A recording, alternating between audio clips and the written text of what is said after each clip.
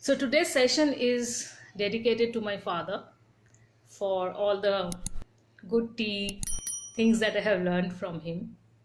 And he is very sick. My father is very sick. He has stopped talking for the last 8 months. He is on bed. He is completely bedridden. So I would hope that you pray for my father that he gets little better, whatever better he can get.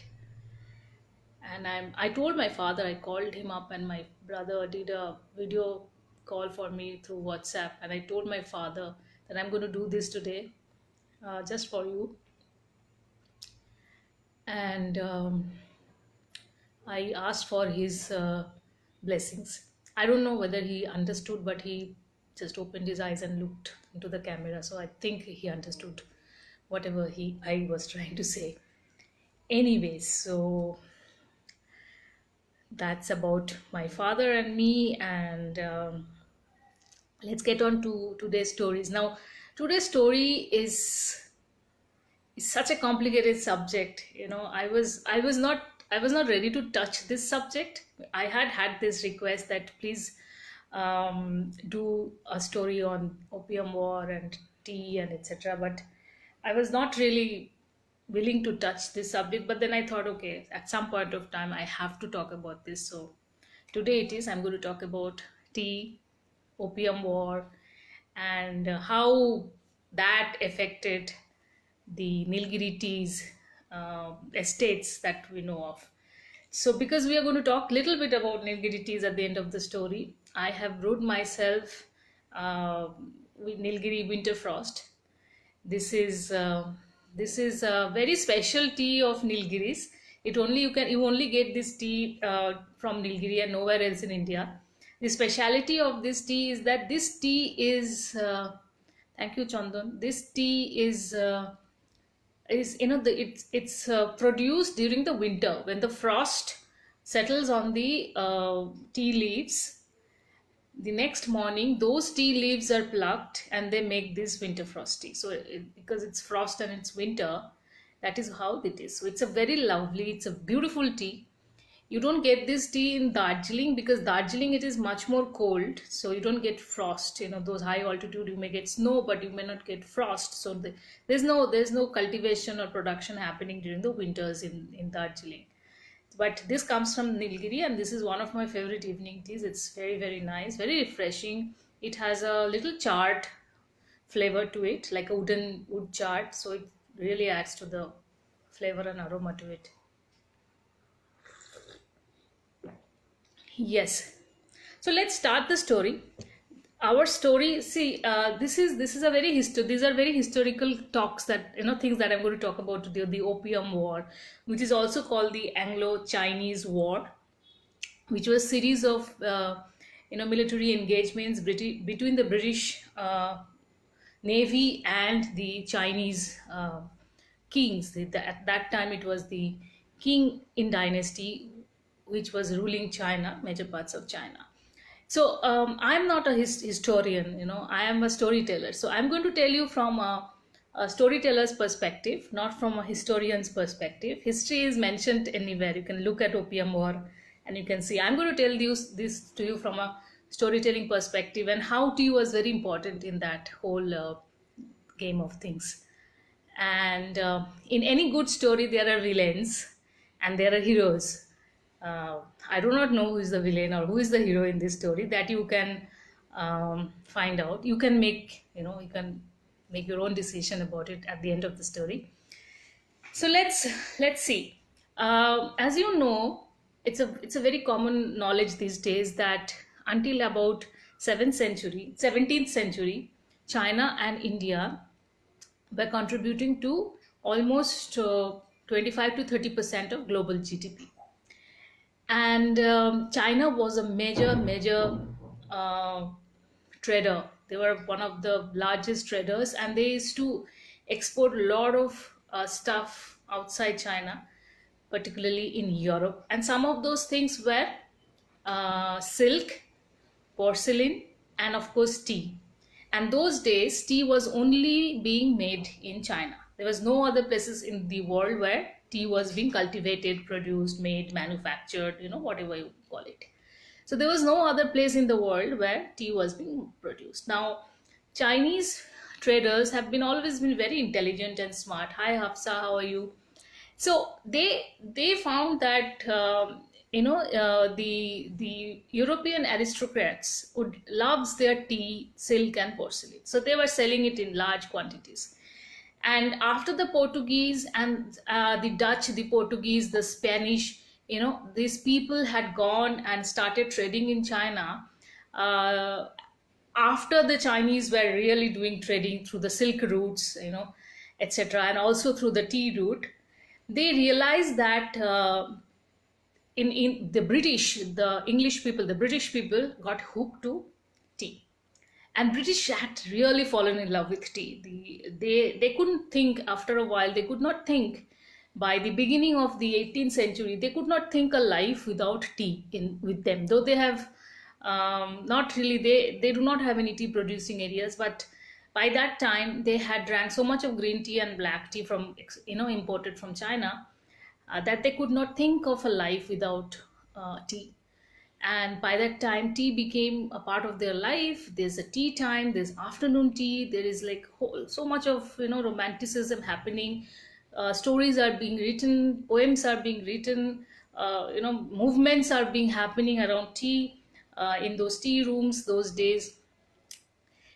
Suddenly Britain realized that the balance of trade between China and them has like kind of moved towards China. So, and China had mandated very smartly that whenever you have to buy tea from us, you have to pay us in silver. So the Britain was suddenly running out of silver. They had not enough silver left to buy tea anymore, and without tea they could not even imagine having a life. And also they needed silver, because silver was important part of the trade, not only in China and some other parts also. It was an important commodity, it was important bullion for them. And they were also just had coming out of the American Civil War, in the War of Independence, and the industrial movement. So their economy was in doldrum. So the British Empire deputed the East India Company, the British East India Company, to find some ways, and being the business part of the empire, they had to devise some plans to get things, the balance of trade, balanced, or toward in favor of Britain. And they had to do something. They had to find out some clever ways to make things favorable for them. So what did they do? They started uh, sending woolen fabric to India. So they started exporting woolen fabrics to India, and from India they started exporting opium to China. Now this is called trade triangle. So they started the first trade triangle, and they started shipping out woolen stuff, fabric, in India. India is largely a humid climate. You do not really need woolens for that matter, but then they need silver, so they have to take silver out whatever way, and they started selling opium to China. Now, during this time, when they devised this plan, this trade triangle, during this time China was already importing some amount of opium for their medicinal purposes. Now, if you know that the Chinese medicine is primarily based on herbs and opium, so that time they had started, they had some opium coming into their country, but those are primarily for medicinal purposes. So in a year they would be taking like about 1000 boxes of opium. Okay, and that did not change for a long period of time. But by the time the British, through the East India Company, started selling opium, by 1830 it became 20,000 boxes. By 1835 it became 30,000 boxes. And by 1839, it became 40,000 boxes. Now, what happened because of that? Now, the silver that China was getting by selling tea is now getting out of China to buy opium. And why did British do this? Because they wanted the Chinese people to get hooked, to make them addicted to opium. So there was what China suddenly felt at the end of 1839 is that they're running out of their silver because they are buying silver in they are buying opium in large quantities by paying through silver, and majority portion of their population is completely addicted to opium, and those population has become absolutely useless. So many people had died, so many people became helpless, useless. Major addiction problem in China happened because of this. So it is actually became like an epidemic. Not only this, to make this scenario even worse, the East India Company also influenced other trading partners of who are coming out of Europe and Britain to start selling opium along with their other products, to start selling opium. So for example, there's a company called Jardine Madison, which is based out of, they were known for selling Japanese green tea. They also started selling opium in China. So the things were getting out of control for Chinese people and the Chinese kingdom. So the Qing dynasty that I was talking about, that time the king who was ruling is called Dao Kuang Emperor. This is the Emperor Dao Kuang, and he is the seventh emperor of the Qing dynasty. So he appointed his viceroy Lin Zhu to halt this opium trade. So he said, I'm giving you blanket this thing, right? You go and stop it. Because my country is going on a mess. Everybody is getting addicted to opium, and I'm running out of my money. I'm in a terrible condition. So please go and fix this. So what he does, Lin Zhu, what he does, he writes a letter to Queen Victoria, and he pleads to Queen Victoria, see, what you are doing is immoral. And I am pleading to your humanity to stop this trade so that I can save my country, I can save my people. But Queen Victoria did not respond. A lot of people say that he never received the letter, but a lot of people also believe that she chose not to respond. So when he did not receive any response from Queen Victoria to his letter, what he does he confiscated all supplies of opium that had come to China and ordered a complete blockade of all foreign ships which were anchored on the Pearl River.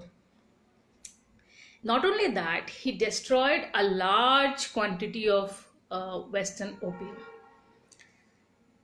Now, when all these things were happening, Chinese king was, asking his viceroy to stop opium and stuff like that. One day, a very, very drunk British officer had a scuffle with a Chinese man. And during that scuffle, he kills that Chinese person. And then, hell loose broke, right? As we say. So there's a major mayhem. Now, China demands that the British, that the officer who had killed the Chinese man be handed over to the Chinese authority for, taking him to court and giving him whatever punishment they seem fit. But the British said, no way, we are not giving you our person. Go to hell. So Chinese king, they became very mad and they stopped the port of Macau. And you know where is port of Macau, right? In today's context, if you go to Hong Kong, you know where the port of Macau is. So they stopped the they completely closed the port of Macau. So next year, immediately 1840, that was the war started. The first opium war started. So there were two opium wars. This is the first one. The first opium war started. Now what happened is the British sent navies. They sent a large fleet of navy with powerful weapon, and the Chinese kings did not have those kind of powerful weapon at that time. They were not very militarily improved or updated at those times. So it didn't really take much time for the British to scare them off. They destroyed a lot of stuff in China, and they inflicted serious blow. And also what they did, they started something which is now known as the gunboat diplomacy. What is a gunboat diplomacy? So whenever there is a conflict that you can think in a particular location, one country will send a fleet of navy showcasing all their weapons, so that the other country gets scared and thinks that I may be attacked anytime. So Russia, China, USA, even India, Israel, any large military country does this now. This gunboat diplomacy. So this happened, and they lost. The China lost the war, and in 1842 they had to accept a treaty called the Treaty of Nanking, which not only opened the Pearl River port, but it also opened 5 other ports to the British merchants through the East India Company, which included Shanghai and Guangdong. Okay, and Hong Kong was ceded to Britain right after this. So now the British had full opportunity to trade, to buy tea at whatever price they wanted and stuff like that. And slowly also they could, because of the trade, their balance of trade was kind of came to their favor. But unfortunately, whatever they thought would be the amount of trade that they could do with China through all these activities that they have done, buy as much tea as possible, etc., did not really happen. So what did they do? There was a second opium war which happened between 1856 and 1860, just so that the vision of the British East India Company and Britain as a whole to buy as much of Chinese product as possible and bring them to their country. And when I say as much of Chinese product, I only mean the tea. So there is a school of thought, and not only a school of thought. I mean, if you really go through the history of this as accounted, this whole opium war was actually a very, very devilish scheme that the British East India Company and the empire had planned to buy as much tea as possible from China at a much lower price. So this is how tea shaped a major incident that happened in Asia those many years ago. That's how Britain got Hong Kong, and that's how China actually had to sign some very unfavorable treaties with Britain, which later on they kind of refused to accept anymore. And the whole King dynasty kind of fell after that, and there was a revolution that happened in China. So tea actually kind of made all these things happen. They say, the British people would say this is the love for tea, and we do not know how we are going to say this, but this is what actually happened. Now coming back to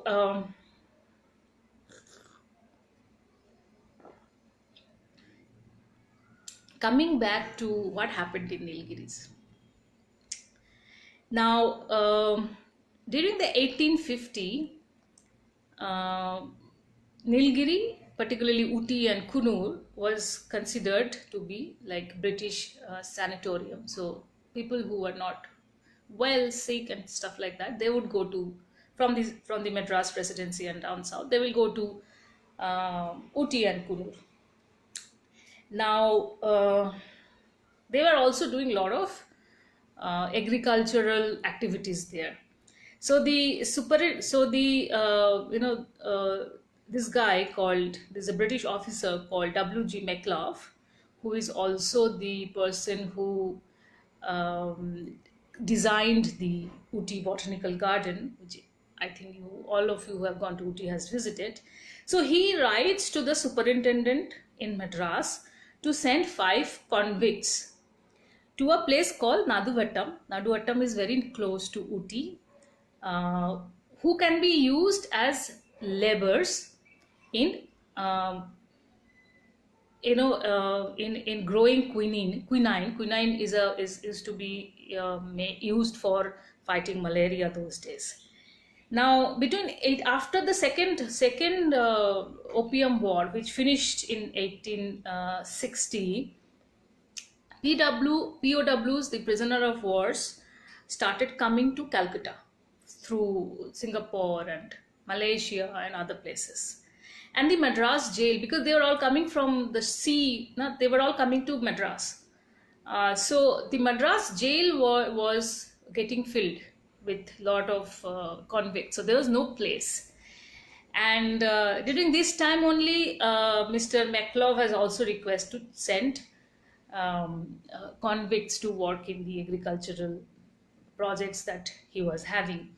So the superintendent of Madras, instead of sending local convicts, he sends 556 Chinese POWs to the hills.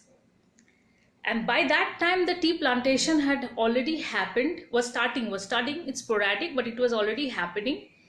And apart from helping the in the other agricultural activities that were happening, the Chinese POWs were also inducted into the tea factories. In 1854, actually, the first tea plantation started in Kunur. And in 1859, Thaishola tea estate was established. And even today, the Thaishola tea estate is there. If you go to Kunur, you have to travel about 50 kilometers outside of the Kunur city, and you can visit Thaishola. And this is where the first time that Chinese prisoners of wars were inducted as tea factory workers and help setting up the tea estate. That's the connection between opium war and the POWs from there and Nilgiris. That is the story for today. However, कहानी में थोड़ा सा twist है. Now, how did the tea came to India? Because as I told you at the beginning of the story, that at that time tea was only being manufactured, produced, cultivated in China, and nobody knew anything about tea cultivation. And it was a very closely held secret. The Chinese people would not allow anybody to go near a Chinese tea plantation or a factory or anything like that. It was like they used to keep it as the top secret. Okay, so how did tea came to India from China? That story is for another time, but let me just tell you that the British, when they were also fighting the Opium War, they sent a spy, just like the James Bond 007. They sent a spy who went to China in disguise of a business person, and he smuggled out some of the tea leaves and tea seeds and two people with him that landed them in Calcutta during this time. So that's an interesting, another very interesting story associated with that, how that happened. The story of the spy, it's called the Great Tea Robbery. So how that happened, the spy story, uh, the Great Tea Robbery, that would happen sometimes later in another day for another storytelling. And that will also tell you how the Chinese tea came to India, came to Darjeeling, came to Kangra, and came to Nilgiris. That's for today. Any questions? And did you like the story? Do you have anything to say? I would really, really want to know that.